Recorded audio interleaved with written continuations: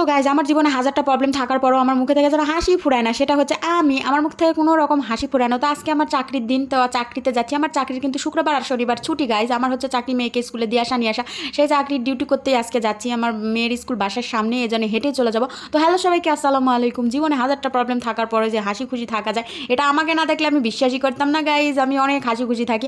আমার জীবনে কিন্তু হাজার প্রবলেম, তারপর ওগুলো মনেই হয় না। হাসি খুশি থাকি, এক গামলা করে ভাত খেয়ে নিই, কি বলবো। মানুষ মেলে অশান্তি, এই সেই টেনশন থাকলে ভাত খেতে পারে না, কিন্তু আমার হাজার টেনশন, কান্নাকাটি, দুনিয়া উল্টে গেলেও ভাত খাওয়া লাগবে পেট ভরে। তো যাই হোক, ভাত খেয়েও ওজনটা ঠিক আছে।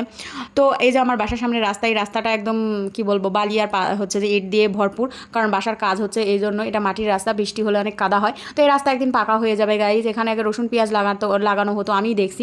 আমরা যখন জমি কিনছি এখানে, তখন কিন্তু এখানে রসুন পেঁয়াজ লাগানো হতো, বড় বড় গাছ ছিল। আর এখন শুধু বড় বড় বিল্ডিং আর বিল্ডিং, আর কিছুই নাই।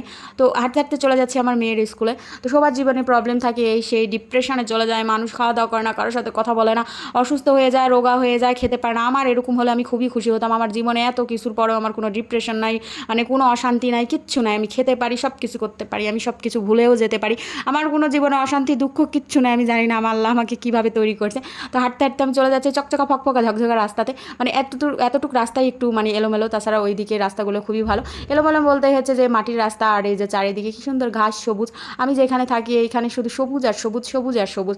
অনেক ভালো আমার এই জায়গাটা লাগে, কারণ এখানে গ্রামের মতনই প্রায়। তো এই যে আমি চলে আসছি আমাদের মেন রাস্তাতে, এখন আমার মেয়ের স্কুলে চলে যাব। আর আন্টি এখানে বলছিল যে এবারও সিম গাছ লাগাইছি, মাটিতে অনেক সুন্দর হয়েছে।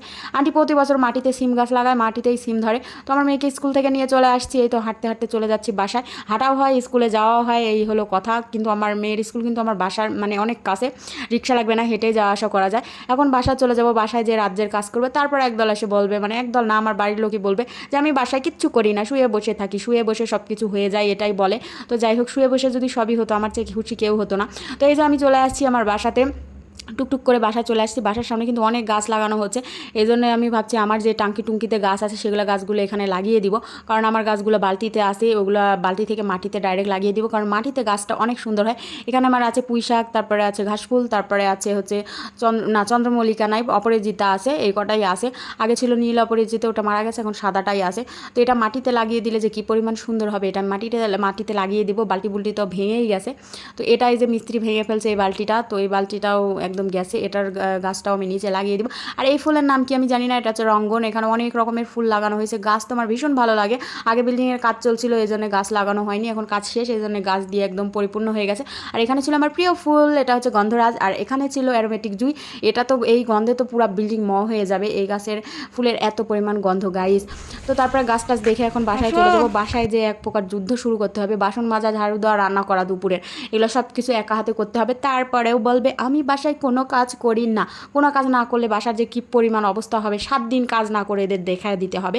তো গাইজ আমি বাসায় চলে আসছি। তো তোমরা সবাই ভালো থাকো, আর যার যা কাজ আছে কাজ করতে থাকো। আল্লাহ হাফেজ।